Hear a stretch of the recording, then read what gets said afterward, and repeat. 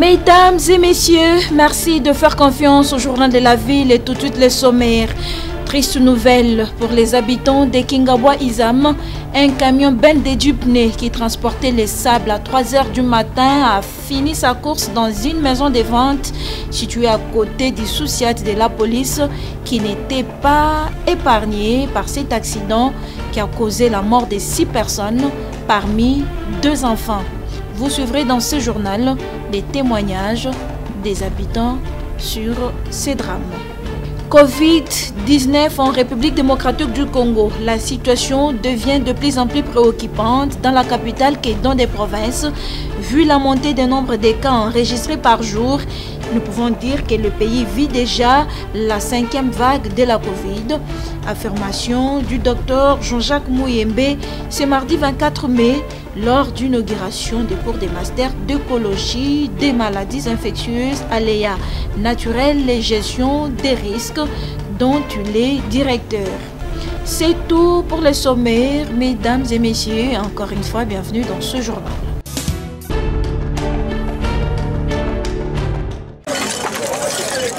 C'est une triste nouvelle pour les habitants de Kingabwa Izam, poids lourd, commune de Limete, qui se sont réveillés ce mardi sous un choc avec cette mort d'homme suite à un accident de circulation. Un camion Ben de Dupné qui transportait les sables en provenance d'Izam à Miza pour Matete a fini sa course dans une maison de vente à côté des sous-siat de la police Izam Kingabwa. C'était vers 3 h du matin. 6 personnes ont trouvé la mort dans cet accident, parmi les enfants qui dormaient dans la maison de vente et des biens matériels endommagés. Quelques habitants de Kingabwa essayent de relater le fait.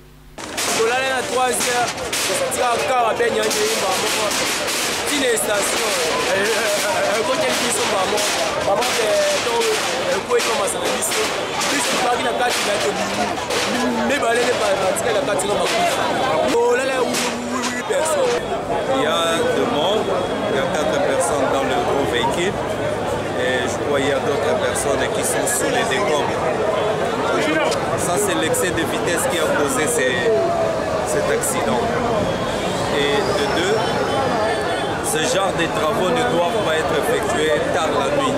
Arrivé sur les lieux du drame, le bourgmestre de la commune de Limete, Douglas Nkulu, s'inquiète et présente ses condoléances aux familles des victimes. Perdre jusque-là, je dis jusque-là parce qu'on n'a pas encore tout fouillé, 6 Congolais, c'est une grande perte. Que ce soit celui qui était au volant, que ce soit les personnes qui étaient sur le site.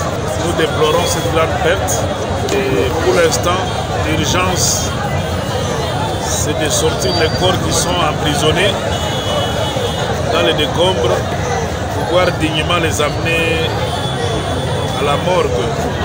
J'en profite pour présenter les condoléances aux familles éprouvées. Je crois que le gouverneur de la ville, son Excellence Gentilly et le ministre provincial de l'Intérieur qui ont déjà des rapports depuis très tôt matin, nous avons ensemble pris des dispositions. Ils nous envoient les moyens nécessaires pour l'instant acheminer les corps à la morgue. Les morts ont été acheminés à la morgue de l'hôpital général de référence de Kinshasa, ex-Mama Emo, à bord d'un D107 escorté par une ambulance de la Croix-Rouge. Et après toutes les enquêtes possibles, les morts seront identifiés pour des obsèques dignes, a laissé entendre les maires de Limete, Douglas Nkulu.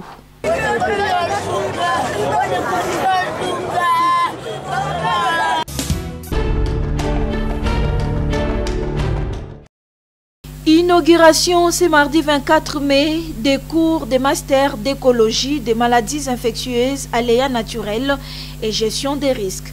Une approche environnementale intégrée dans celle des questions de santé.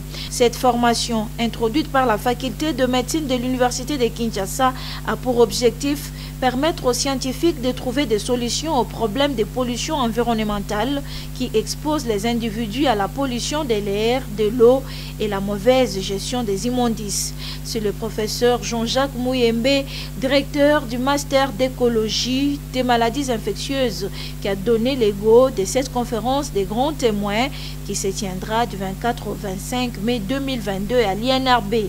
Faisant d'une pierre deux coups, le virologue congolais a sous sa casquette de coordonnateur du comité multisectoriel de riposte contre la COVID-19 brossé la situation sanitaire de la pandémie à coronavirus en République démocratique du Congo.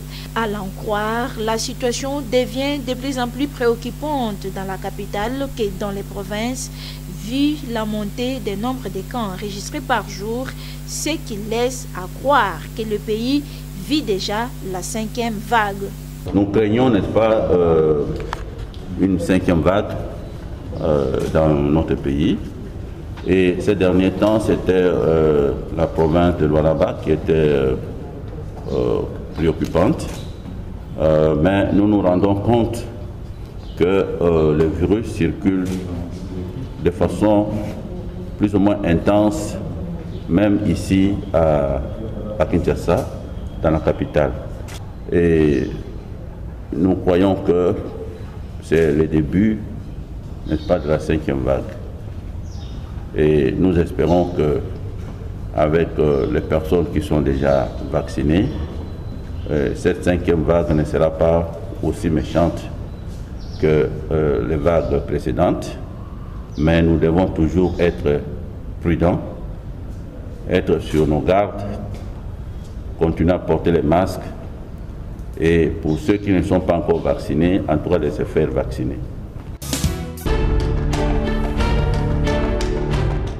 La vice-ministre de l'enseignement primaire, secondaire et technique, Aminata Namassia, a lancé ce lundi 23 mai les épreuves hors session de l'examen d'État édition 2021-2022 au centre de l'Institut Bokele-Yale dans la commune de La Gombe.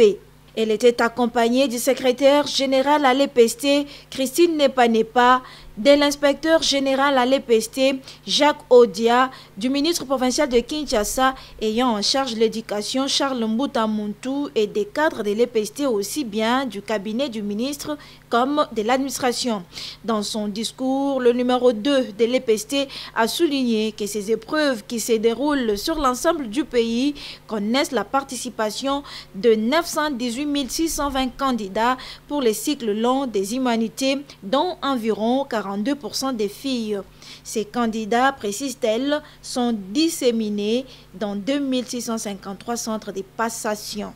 5210 de ces candidats du cycle long ont suivi des filières techniques et vont affronter les épreuves traditionnelles dans 279 centres ouverts à travers toute la République.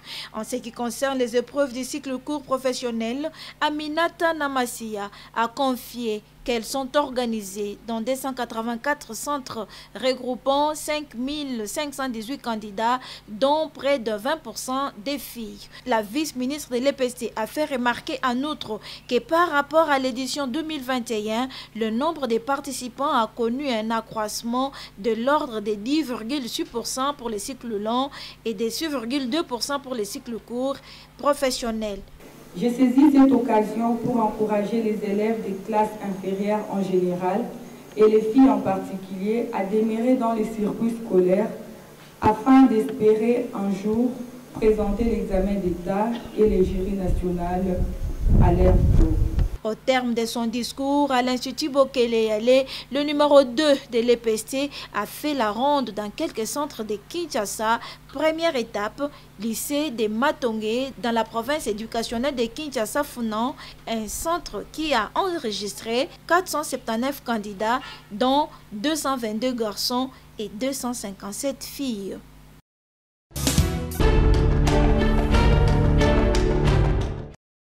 La Société nationale d'électricité SNEL a mis la main sur un réseau des inciviques qui volent ses câbles électriques pour les revendre au marché Bayaka dans la commune de Ngiringiri. Le fait s'est déroulé ce dimanche 22 mai. La police a été alertée par la population qui a remarqué plusieurs câbles de la SNEL dans une parcelle. Aussitôt informé de cette situation, le directeur général de la Société nationale d'électricité, Jean Bosco Kayombo Kayan, a dépêché une équipe dirigée par les conseillers en communication Bob Mbombo Lona qui nous relate le fait tout en précisant que ces câbles n'ont rien à voir avec ceux du projet Kanluka. Ici, le câble que vous voyez derrière moi, ça n'a rien à voir avec les lots de câbles qu'on a montrés dans une parcelle à Kanluka. Ici, nous montrons ces câbles pour dire merci à une portion de la population qui a accepté de collaborer avec la SNEL pour dénoncer les actes de vandalisme que posent les inciviques. Voilà pourquoi nous présentons ces câbles. Donc, ce sont des câbles qui partent du magasin central de la SNEL. Au lieu d'aller sur le réseau, on détourne ça et on va vendre ça à Bayaka. Donc le lot que vous voyez là, c'est un échantillon, il y en a encore beaucoup plus. C'est pourquoi vous avez suivi, j'ai commencé par remercier la population congolaise qui a commencé à développer le sentiment patriotique, qui a découvert que les actes que posent ces inciviques, ce ne sont pas des actes corrects parce que le développement du pays doit partir du comportement de chacun d'entre nous. Mais les Congolais ici, autour de Ngiringiri, de Bayaka, tout ça, les Congolais ont compris que l'acte que posent ces inciviques ce n'est pas un acte correct. Ils ont dénoncé parce qu'il y a des amis qui dorment dans le noir, tout simplement parce qu'on manque un mètre de câble. La SNEL sort ces mètres de câble dans son magasin, mais ça n'arrive pas au réseau. C'est des actes que nous condamnons, que nous déplorons. Voilà pourquoi nous présentons cet échantillon. Nous avons travaillé avec la police congolaise et les éléments de la garde industrielle. Le dossier est entre les mains de l'État, on n'a pas trop de commentaires à faire. Dès que l'instruction va commencer, on va présenter ces inciviques comme on a fait pour ceux qui volent les courriers. La Société nationale d'électricité SNEL invite la population à rester toujours vigilante et à dénoncer ces réseaux de voleurs des câbles qui, après leur sale besogne, provoquent les noirs dans différents coins de la capitale.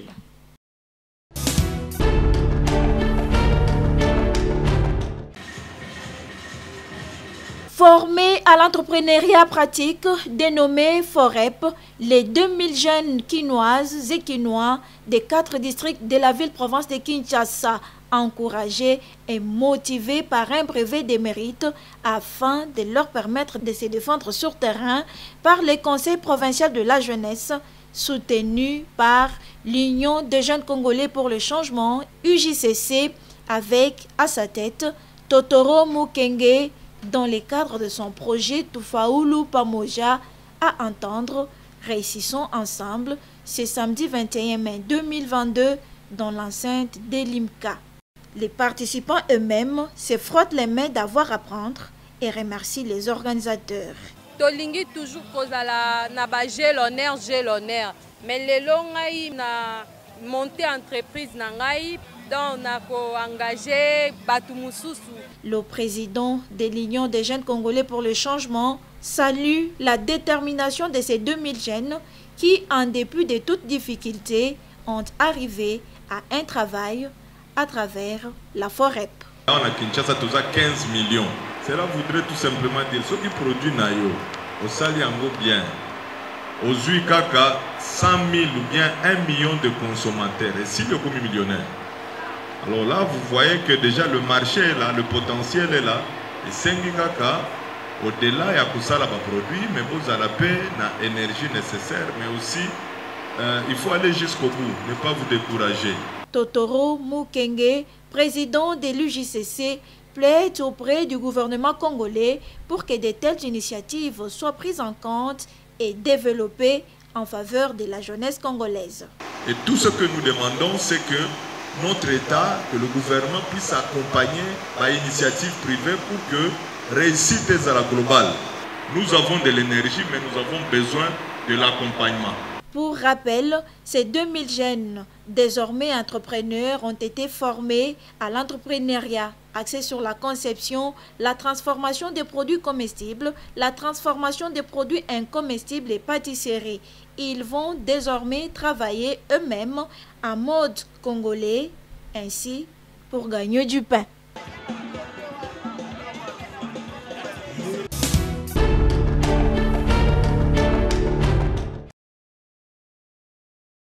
Après 11 ans de la recherche d'une justice équitable sur les dossiers de son site situé sur l'avenue Bokiki, quartier échangère, dans la commune de Lemba, la fondation Don Petit Petit s'est vue retourner dans ses droits par la justice congolaise en lui remettant ces sites réservés pour l'éducation.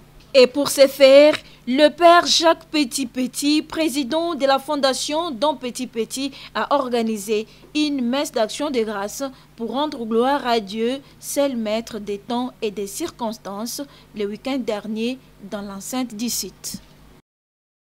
Il y a 11 ans aujourd'hui, et puis nous reprenons ce site de l'échange. Notre présence dans ce site, ce n'est pas ici d'échangeurs, nous sommes sur la Fini Bokiki. En amont, nous avons un voisin. Et en aval, c'est le collège de Petit Petit et son université catholique de Petit Petit. Donc, nous avons bâti ces bâtiments pour le collège de Petit Petit et son université. Aujourd'hui, c'est un moment grandiose où nous devons déclarer, remercier le président de la République. Nous remercions le président de la République. Grâce à lui, nous nous retrouvons, le chantier d'éducation continue à émerger. C'est pour cette raison nous sommes venus pour prier, remercier le président de la République, remercier le ministre de la Justice qui avait rendu des décisions en notre faveur, remercier et même le gouverneur de la ville de Kinshasa, remercier le bourgmestre de la commune de Lemba et qui ont tous contribué pour que cette manifestation se passe dans une sérénité, dans une convivialité, dans le calme, pour que les choses marchent. C'est une réjouissance pour nous d'avoir retrouvé nos bâtiments que nous avons laissés un peu longtemps. À tout seigneur, tout honneur, désormais, le site Don Petit Petit réservé à l'éducation appartient à la fondation Don Petit Petit.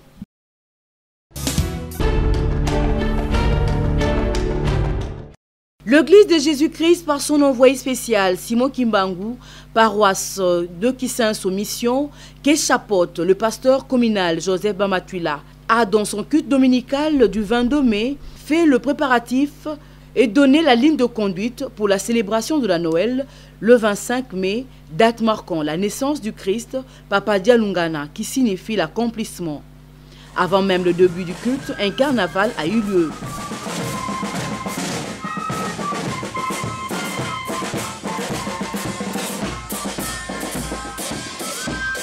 Le culte a débuté par un chant d'ensemble.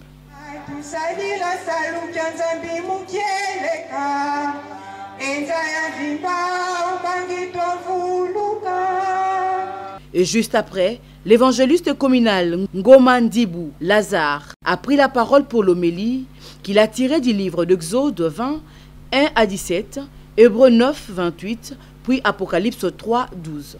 Au sortir du culte, les pasteurs communaux de Kisenso-Mission annoncent le couleur du 25 mai. Lelo awa tuzana Kisenso-Mission na section mère on a coupé sa lokito on a les cambodgiens le 25 mai et bisonnion sobandimi ya vila Kinshasa tata molimo santo Simon Kima Mukangani alobi alinga yoka lokito ya bana Kinshasa on a Noël. Il a aussi évoqué la rencontre du 29 mai en guise de préparer les activités du 8 juillet. Le 29 awa biso na Kisenso-Mission tokoyamba commune ya Ntsele, commune ya Masina, commune ya Kingabwa otobengaka Limete nde bakozala awa susi kaka mosusu te mpona susi ya nkamba Yelusalemi mpona préparation ya le 8 juillet pamba te tata molimo santo Simon Kima Mutiangani azozela biso na nkamba le 8 juillet mpona botongi Yelusalemi esika likamikangami mpona bolamu ya mutu mungu.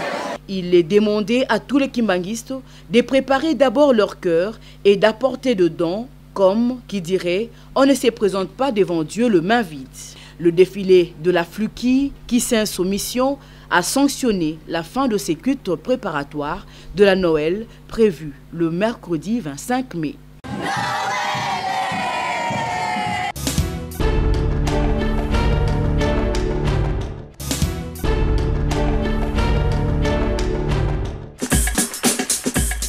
Nous sommes arrivés à la fin de ce journal de la ville, mesdames et messieurs. Merci de l'avoir suivi. Le prochain rendez-vous est fixé pour ce mercredi et d'ici là, portez-vous bien.